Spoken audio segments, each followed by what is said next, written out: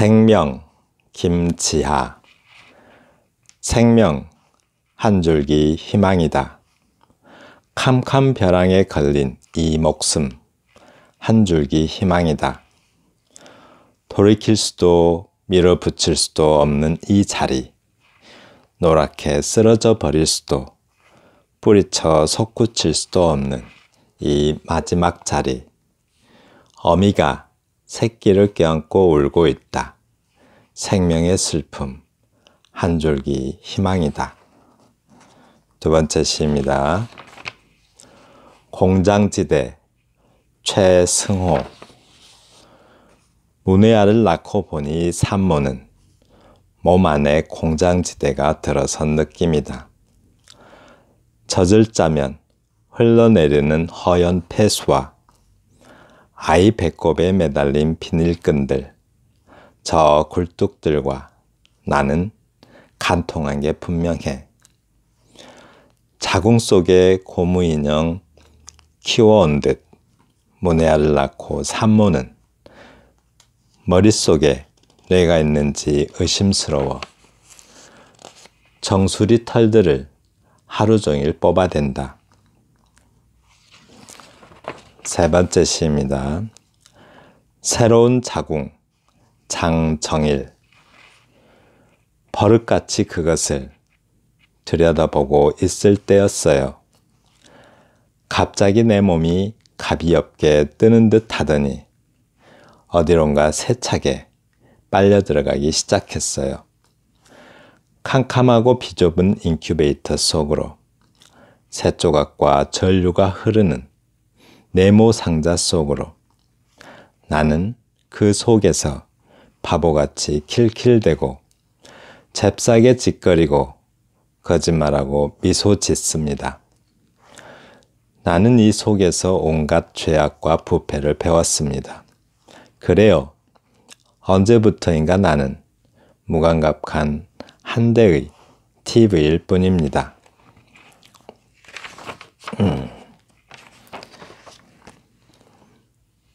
네. 이번 영상에서는 이번 영상부터는 21세기의 새로운 시쓰기, 21세기 시학의 층위, 21세기의 새로운 시쓰기, 여기 그 목차를 좀 잘, 이번 14강에는 목차를 좀 눈여겨봐 주시기 바랍니다. 자, 첫 번째 21세기 시쓰기에서는 문명 비판과 정신사적 몸부림, 솟구치는 생명력의 경이 혹은 생태 환경시, 소시민의 건강한 일상성, 대지적 여성성 혹은 존재적 성찰, 반구조 혹은 탈중심주의. 21세기에 들어서면서 80년대 이전, 70년대, 80년대 독재 시대를 지나면서 어떤 그 이념에서 좀 벗어나게 되죠. 그러면서 어떤 산업화와 함께 하면서 나타나는 21세기의 여러 가지 시쓰기 형태들입니다. 네. 그 중에 21세기의 시학의 층위. 시학이 뭐죠? 시학. 네, poetics, 영어로 poetics라고 하는데, 시학은 원래 아리스토텔레스가 쓴 그 책 이름이죠. 거기서 이제 예술 활동은 재현이라고 해요. 재현. 그러니까 예술 활동은 재현이라고 하는데, 예술 활동은 모방 본능에 바탕을 둔다라고 하고, 또 그 중에서도 비극이 문학의 최고 형식이고, 비극의 본질은 카타르시스다라는 말을 합니다. 그러니까 우리가 슬플 때 슬픈 영화를 봐야 감정이 정화된다고요. 원래 카타르시스는 정화라는 뜻입니다.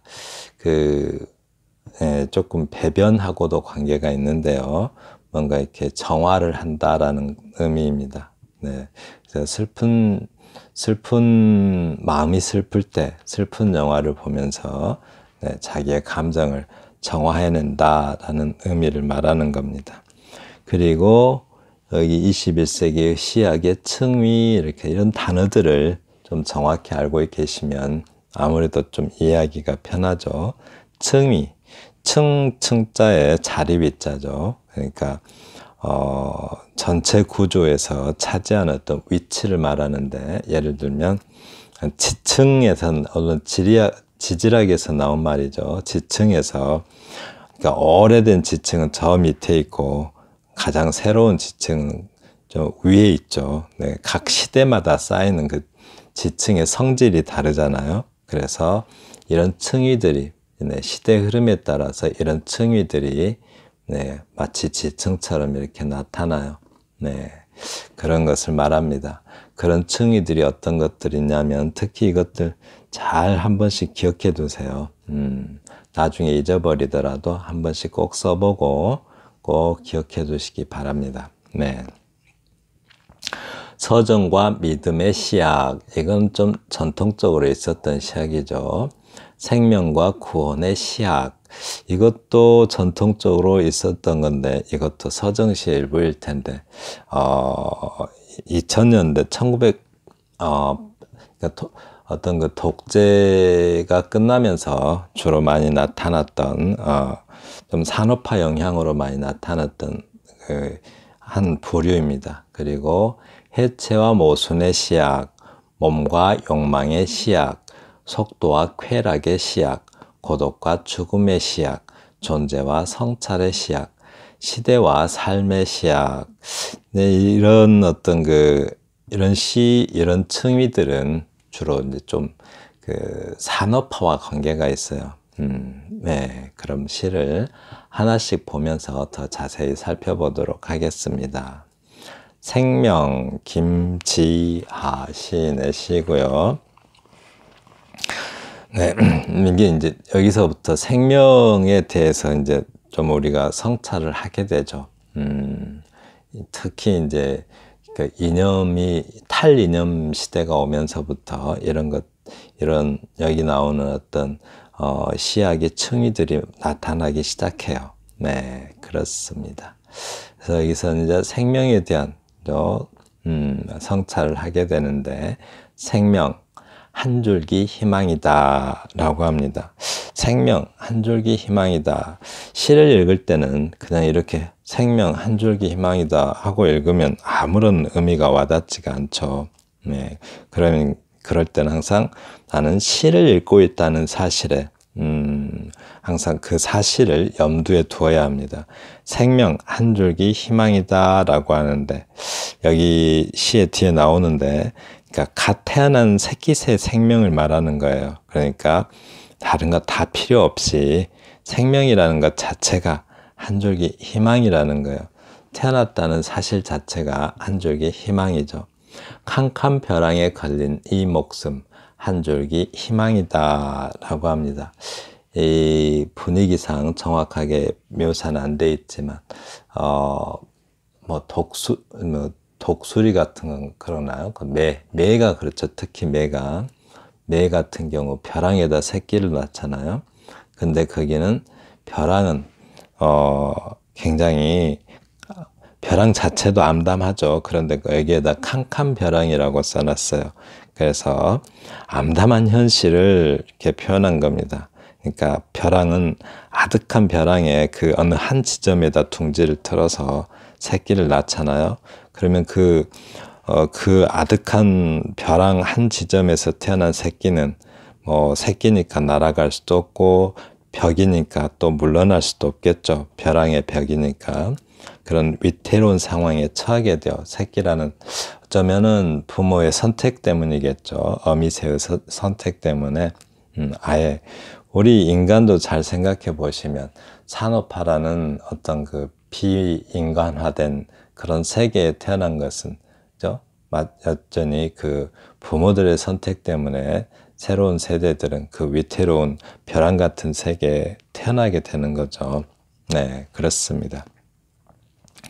돌이킬 수도 없어요. 네, 우리 현대 인간들의 삶이 그래요. 돌이킬 수도 밀어붙일 수도 없는 이 자리, 네, 이 자리, 현대 인간들의, 또, 현대에 태어나는 어떤 새로운 세대들의 운명이 그래요. 돌이킬 수도 없고 밀어붙일 수도 없는 이 자리. 왜냐하면 너무 물질화된 시대에 태어났잖아요. 그걸 이렇게 표현한 듯 해요. 네. 그죠? 벼랑이니까 더 나아갈 수도 없고 물러날 수도 없죠. 노랗게 쓰러져 버릴 수도, 네, 죽음을 의미하겠죠. 부딪혀 솟구칠 수도 없는 이 마지막 자리. 지금 현대를 마지막 자리라고 하고 있어요. 네, 날아오르든, 네, 어떤 결단을 해야 되겠죠. 이 마지막 자리. 그러니까 산업화 때문에, 또는 뭐 산업화라는 것은 욕망이죠. 욕망, 인간의 욕망. 바로 그 인간의 욕망 때문에 더 이상 파괴해서는 안 되는, 더 파괴되면 안 되겠죠. 그래서 마지막 자리인 겁니다. 이 마지막 자리. 그래서 바로 그 절체절명의 현대, 그 현대를 이 마지막 자리라고 표현한 것 같아요.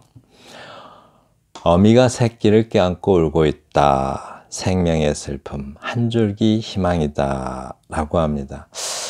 이 부분 참 아름다운 표현인데 제가 설명을 제대로 할 수 있을지는 모르겠네요. 어미가 새끼를 껴안고 울고 있다. 좀 상상을 해야 될 것 같아요. 생명의 슬픔, 한 줄기 희망이다 라고 했는데 어미가 새끼를 껴안고 울고 있다. 즉 화자가 생각하는 그 한 줄기 희망인 생명, 태어나는 것 자체가, 또는 생명이라는 사실 그 자체가 한 줄기 희망인 이유죠, 이게. 그러니까 어미가 새끼의 운명을, 즉 현대 산업사회에 태어난 어떤 새끼의 운명을, 새끼의 운명, 어떤 그 상황, 또는 뭐 위태로움, 온 또 병적인 사회 시대에 태어난 그 어떤 위태로움에 대해서 슬퍼할 줄 알고 있죠. 그래서 한 줄기 희망인 거예요. 만약에 어떤 그 좀 파괴적인 현대 사회에서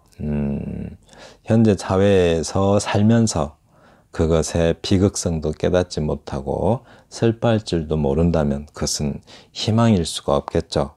네, 슬픈 상황에서는 슬퍼할 수 있어야 생명의 희망인 거죠. 네, 그렇습니다. 생명의 슬픔, 한 줄기 희망이다. 네, 생명이 슬퍼하는 것, 그것이 바로 한 줄기 희망인 거죠. 어미가 새끼를 껴안고 울고 있는 그 모습, 그죠? 그 모습은 한 줄기 희망인 거예요. 네, 그래서 희망인 겁니다. 그런데 이제 또 생명은 계속해서 이어져서 계속되고 있죠. 계속성이 있기 때문에 또 희망이기도 한 겁니다. 네, 그렇습니다.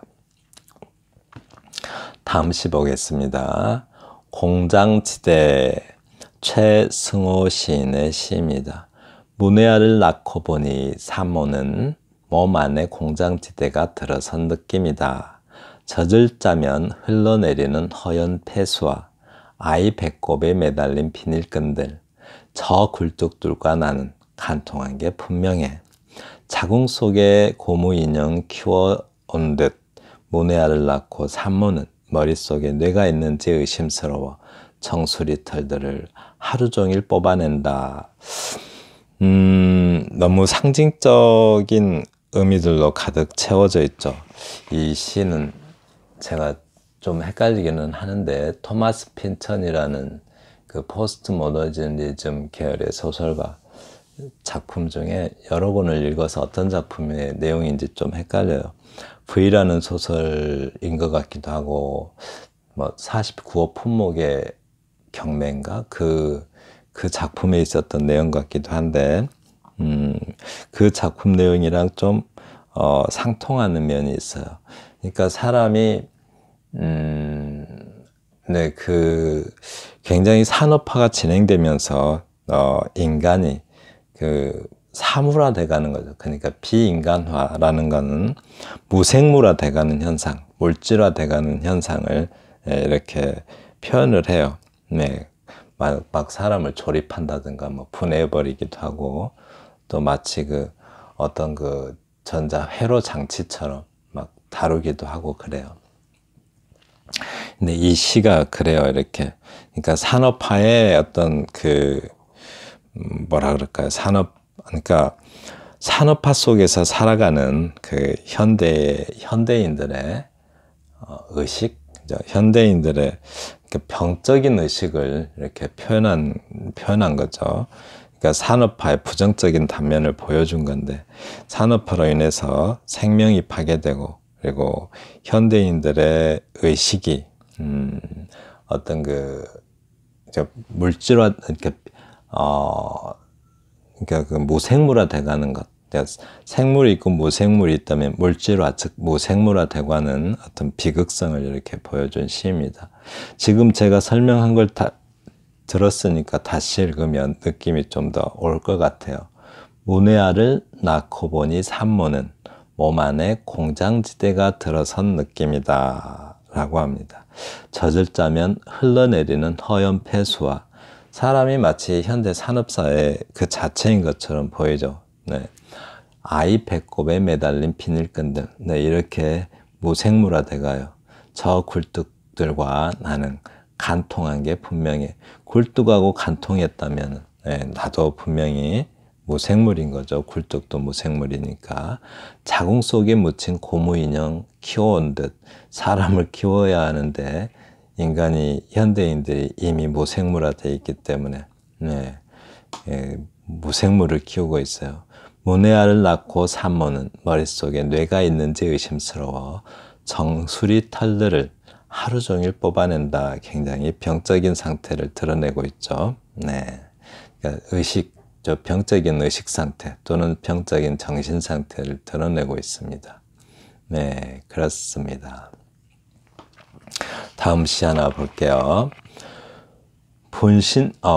제목이 부분이라서 초반부인데요. 훨훨 불새가 되어 날아가게. 이 제목 중에요. 훨훨 불새가 되어 날아가게. 네, 뭔가 어떤 그 현대 산업화의 비극적인 모습, 단면이라고 해야 되겠죠. 하나의 단면. 네, 그 단면을 보여주고 있는 시인데요. 분신을 꿈꾼 적이 있는가? 몸을 불사르는 것을 분신이라고 그러죠. 분신. 네, 분신 자살하고 막 그러잖아요. 분신을 꿈꾼 적이 있었을까? 좀 약간 희화화해서 표현한 건데, 사실 가마우지라는 새를 희화화한 게 아니라 인간을 희화화한 거죠. 가마우지가 그 기름 유출 사고 때문에 가마우지들이, 요즘은 좀 뜸한데 몇 년 전에 꽤 그런 사고들이 많았었죠. 우리도 서해에서 한번 있었죠. 좀 꽤 오래전인가요? 그때도 한번 기름 유출돼 가지고 아주 전 국민이 고생을 했죠. 네. 근데 가마우지가 기름을 뒤집었으니까 이렇게 묻는 거예요. 그렇지 않았다는 거 뻔히 알면서도 분신을 꿈꾼 적이 있었을까? 라고 해요. 가마우지가 기름 그 비극성을 조금 표현하는 건데, 흠뻑 기름을 뒤집어 쓴 채 검은 기름 바다, 해초 더미에 기대어 이글거리는 유황빛 두 눈알을 꿈뻑이며 죽어가고 있는 바닷새. 가마우지가 이렇게 인간의 어떤 잘못으로 인해서 가마우지가 죽어가고 있죠. 그러니까 어쩌면은 가마우지를 이렇게 가마우지에 대한 희화적 표현이라기보다는 인간 스스로에 대한 어떤 자조인 거죠. 자조적인 표현이라고 봐야겠죠. 인간 스스로를 자조하고 있어요. 네, 그렇습니다. 바로 이렇게 이제 환경 파괴에 대한 어떤 시쓰기도 하나의 어떤 그 생명 파괴 또는 환경 파괴, 그런 어떤 그 생명에 대한 문제를 다루는 것도 21세기에 우리가 써야 될 시에 포함된다고 할 수 있겠습니다. 네, 여기서 이제 생명 문제죠. 새로운 자궁, 여기는 이제 위에서 생명 파괴들을 다루었다면 이 새로운 자궁은 뭘까요? 장정일 시인의 시이고요. 네. 버릇같이 그것을 들여다보고 있을 때였어요. 뭘 들여다보고 있대요? 버릇같이. 잠시만요.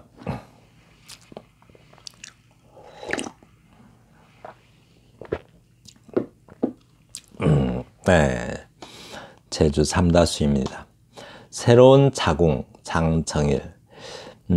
버릇같이 그것을 들여다보고 있을 때였어요. 뭔가 이 시도 그냥 시를 읽고 있다는 사실, 그죠? 우리는 지금 현재 시를 읽고 있다라는 사실을 염두에 둬야 돼요. 그래야 이 말 한마디가, 그죠?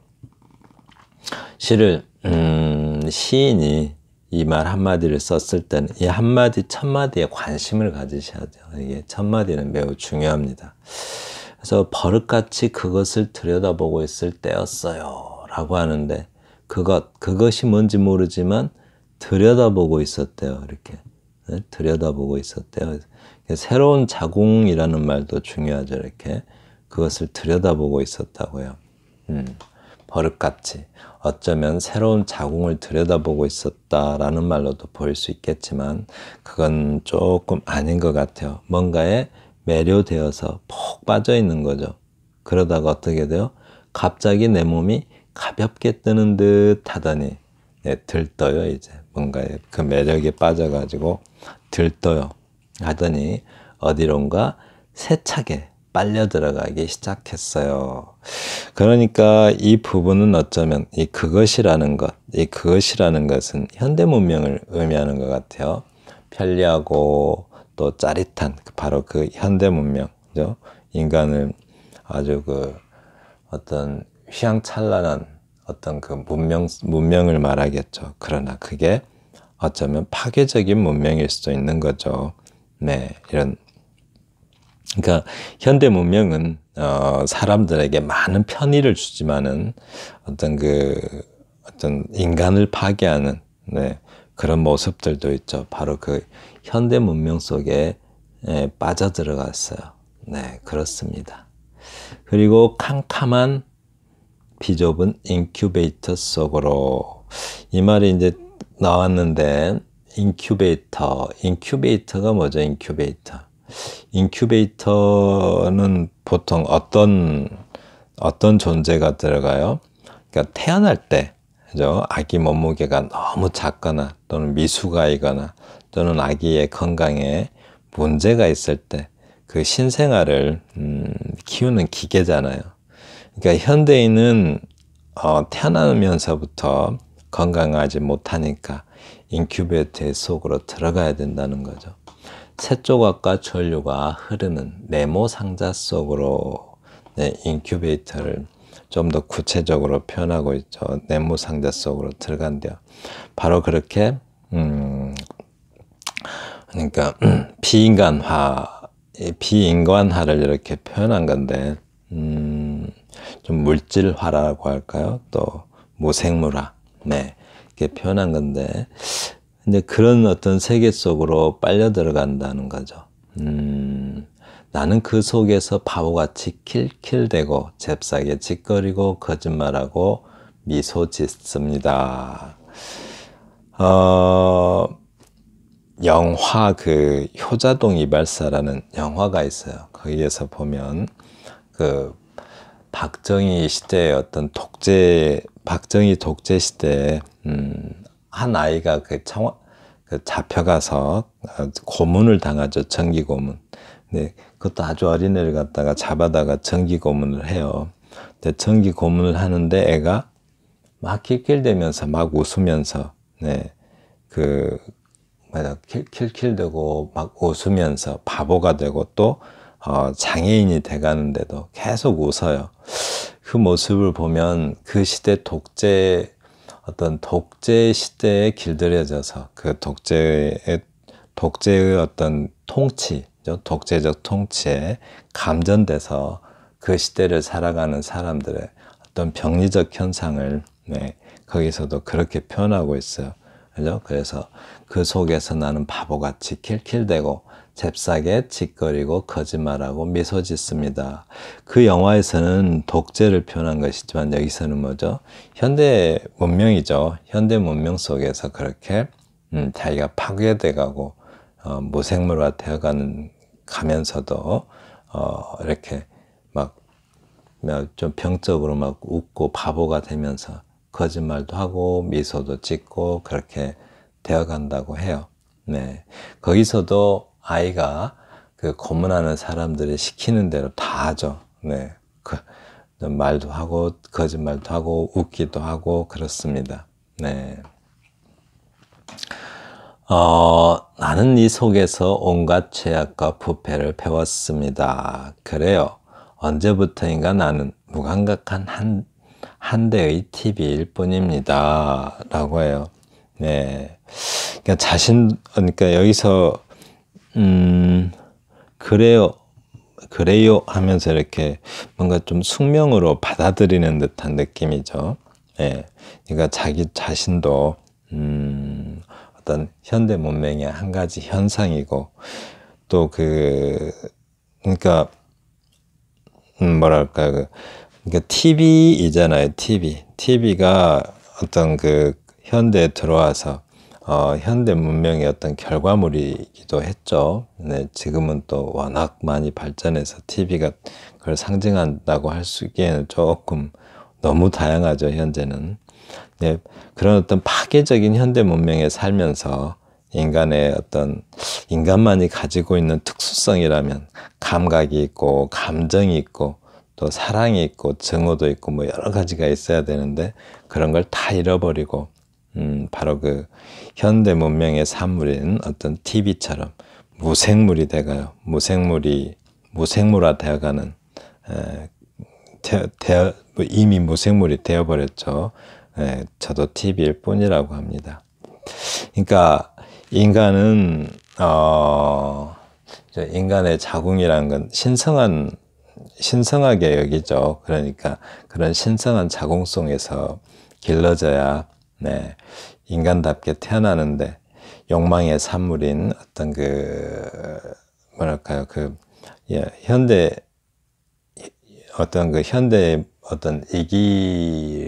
그러니까 현대 기계 문명 속에서 비인가된 어떤 비인간화가 돼가죠. 네, 바로 현대 물질 문명의 비극성도 현대 물질 문명의 비극성 그런 층위도 21세기에 써야 될 그런 시약에 속한다라고 할 수가 있겠습니다. 네, 이런 시들 한 번씩 써보는 것 이런 거는 자기가 살아가고 있는 시대에 대한 문제의식이기도 하죠. 그런 문제의식을 갖는 것은 매우 중요한 부분이라고 생각합니다. 네. 지금까지 들어주셔서 감사합니다. 다음 영상에서는 하나씩 문명 비판과 정신사적 몸부림 이런 것들 21세기에 우리가 어떤 시들을 써야 되는지 그런 것들을 좀 더 세밀하게 분석해 보겠습니다. 감사합니다.